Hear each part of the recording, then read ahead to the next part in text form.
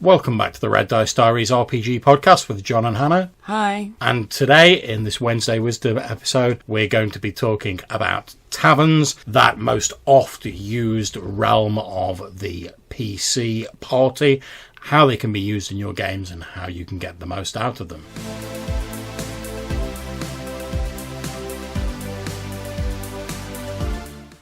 Yeah, so we all know this trope. You know, you go into an inn or a tavern in a fantasy RPG and there's the slightly jolly sort of mutton chopped barkeep there who asks you what you want, probably has a little bit of a gossip. Sometimes it's a bar wench you talk to or the innkeeper's wife or whatever. So what do we think the reasons are for having this sort of NPC in a game? Well, obviously you've got that same basic reason that you have for using any fantasy trope. Yeah. Which is it's a nice shorthand that lets you players sort of find their feet a bit. Something that I always like to do with innkeeper in a game is to make sure that they remember the player characters. So if you have a bar fight in your first session, the innkeeper's going to remember it. Maybe they're barred next time they try to get into the pub. Maybe they've then got to suck up to the innkeeper's wife to get that sort of whatever that they needed from the pub. Yeah, I think you're absolutely right. And obviously that could be a good source of potential quests or adventures. You know, maybe the innkeeper's like, well, I'll let you come back into the pub, but I really need this favour doing or I need this doing for me. And that can be a nice little adventure set up for the player characters.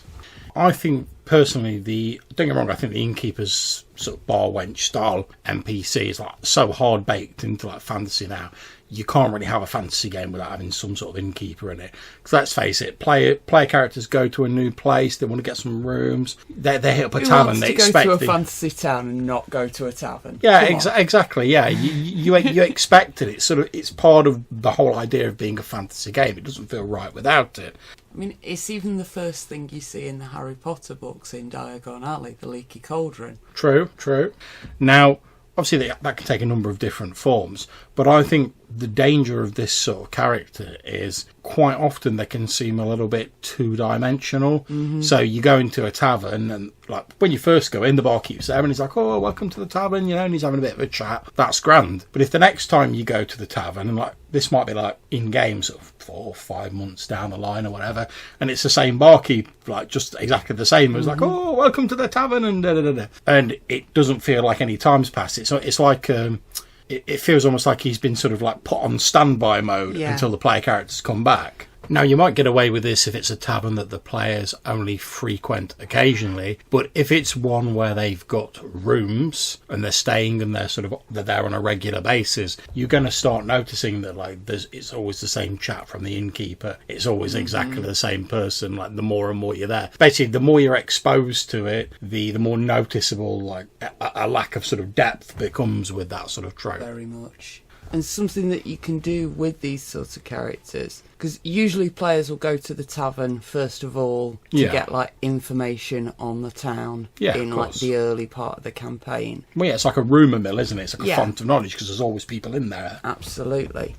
But if you then use the characters in the tavern to sort of tell a bit of the story, the player characters, they'll keep coming back to the tavern and they'll want to know, how's the wife doing? Or how's if you've had the wife's pregnant in the first session, how's the new baby? Yeah. Then you've got a little toddler the next time they turn up. And then by late campaign, there's some teenage character that they've known since he was a baby who now wants to be their squire. Now that squire NPC is going to have a lot invested in him compared to a name on a bit of paper because somebody wanted to hire a hireling. Yeah. Another useful thing about taverns is that by sort of flavouring the clientele they get in there, you can say a lot about your game. So if you're running a very cosmopolitan city, which is very wealthy by trade, maybe there's merchants stopping by there, they're talking about haggling over prices, stuff like that.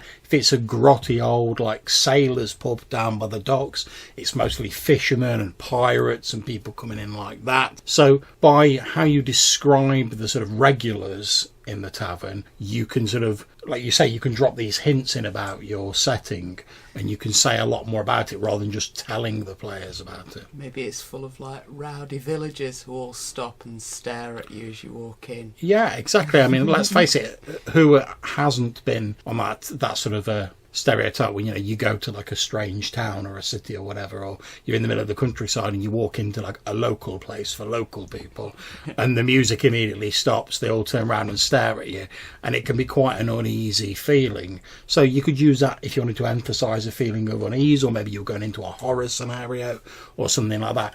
Again, it's this whole show don't tell idea, isn't it, where you can show a lot about the setting, so you can have like the whispered huddled peasants, like Hammer horror film styly, sort of like whispering about the castle up on the hill, rather than you just going, there is a foreboding looking castle up on top of the hill. And similarly, it's not just about the people, it's about the building itself. Oh yeah.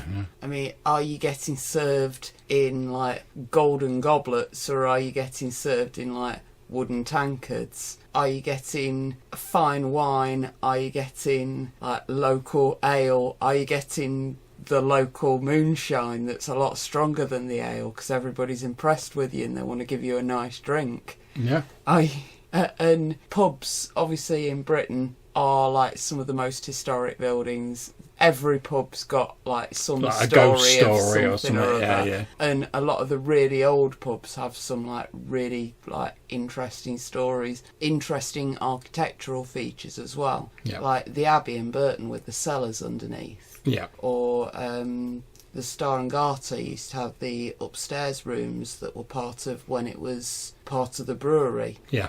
And yeah, think about what the building was before it was a pub. Has it always been a pub? If it has always been a pub, who's owned it? Is the landlord, like, has it been in his family for years, or has he only just recently taken over? By building up this sort of stuff, you can really get a lot more drama into your game. Yeah, I think you're absolutely right. And anyone who's worked at a shop, a pub, or anything like that in real life, you know that like every time someone comes in, it's not always the same person at the checkout. It's not always the same people you see in there. Staff get rotated. So something as simple as next time you walk in there, maybe you describe a different person behind the bar, and when you're like, oh, where's that guy we spoke to last time? They're like, oh, that's my uncle. He's off out like doing such and such today. I'm just like looking after the bar for him. Even just a little thing like that, which takes you no effort as a GM, makes it seem like time's passing. Or perhaps the bar wench is like behind the bar, like the innkeeper's wife. Maybe she's like, oh, he's a bit under the weather at the minute, he's got that flu that's been going around or whatever.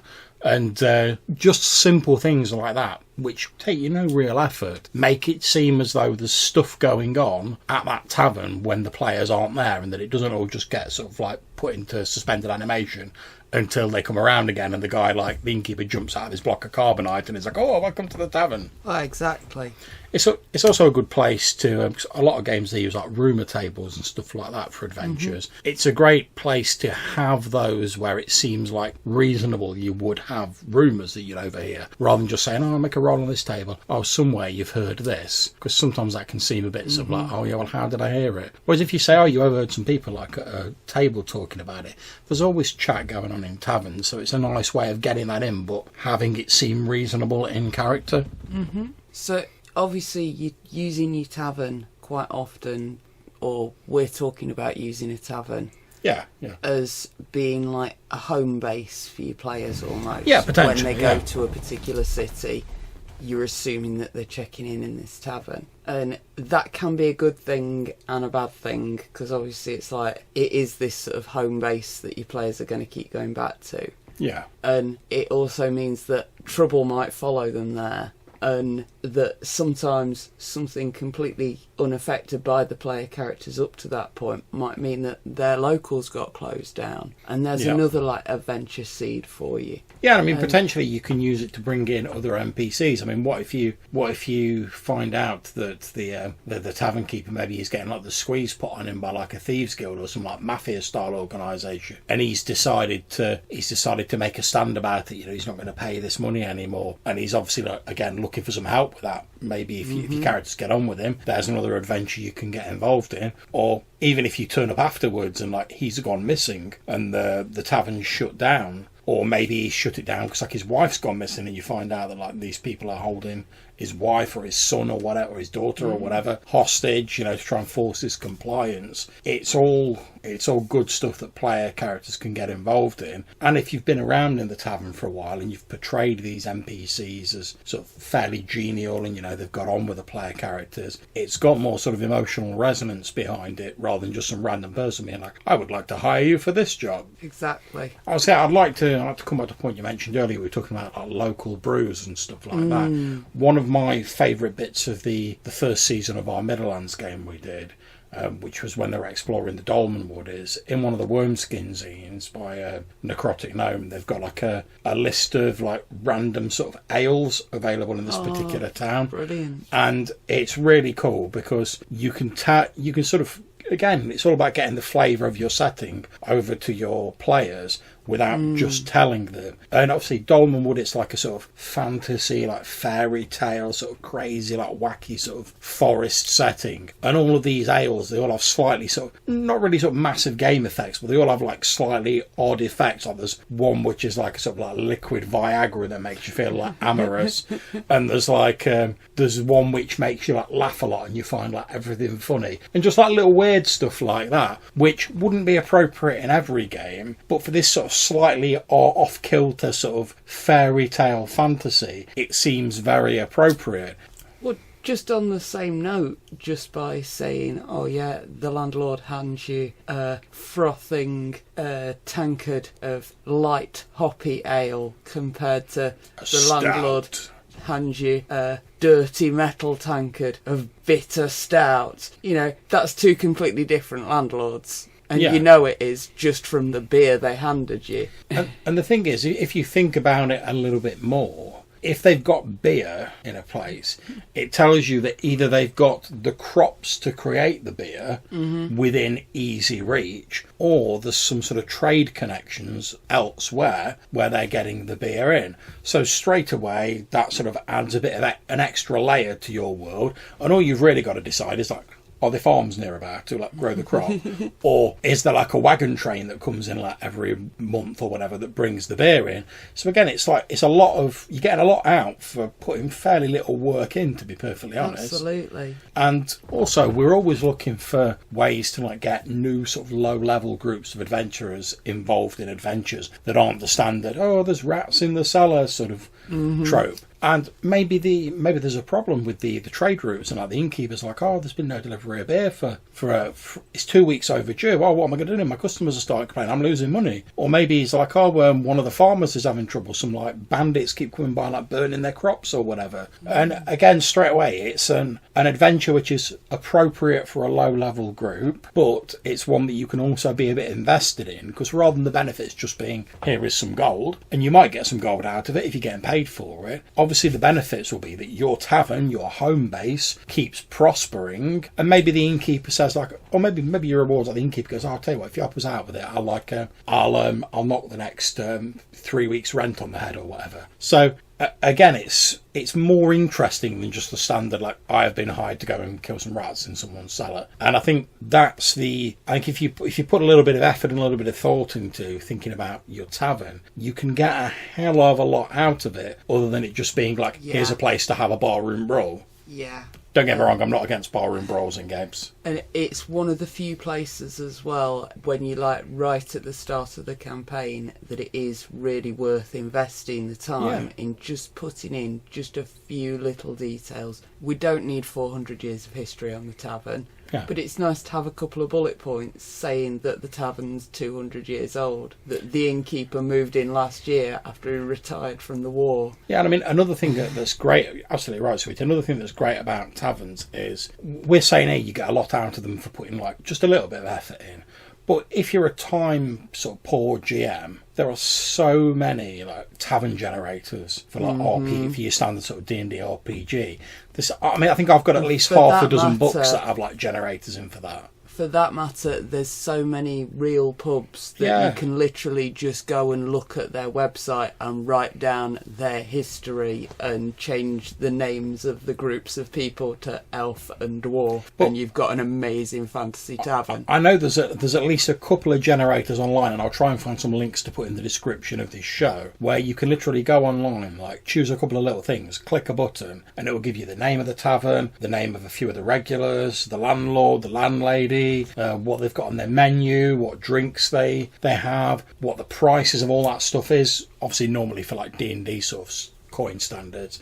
But you can have all that there, so you don't even have to do like the setup work if you don't want to, if you've not got time. Then all you've got to do is like take that information, just think about it a little bit, think about how you're going to inject a little bit of personality into it and a little bit of extra interest, and you can get all these things out of it. Like say the history of a pub. So if your generator tells you it's called like the Bloody Fox, why is it called the Bloody Fox? Did there used to be like a hunt that went from there? Or was there some sort of like beastkin that like killed some people in the area? What is it? If it's called the Three Bells, why is it called the Three Bells? Did it used to be a church? You know, even the name of the tavern can give you a lot of interest if you think about it. Then when you start thinking about, oh, well, what food do they offer? What drink do they offer? Where does this food come from? Is it local? Is it brought in by trade routes? And all that stuff, just with a very bit of simple thinking, can expand not just the tavern, but also the rest of your campaign set. Because like we were talking about beer and stuff like that earlier on, if you go, oh, there's a trade route coming in,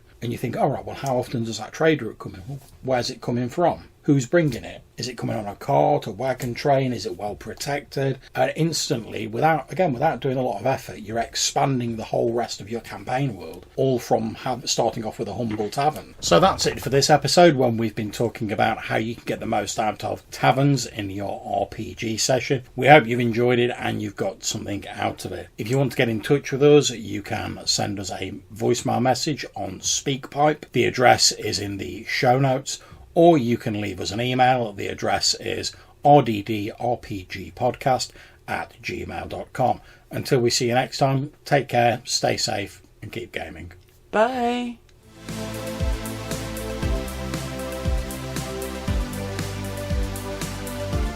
So, when are we running the pub crawl campaign?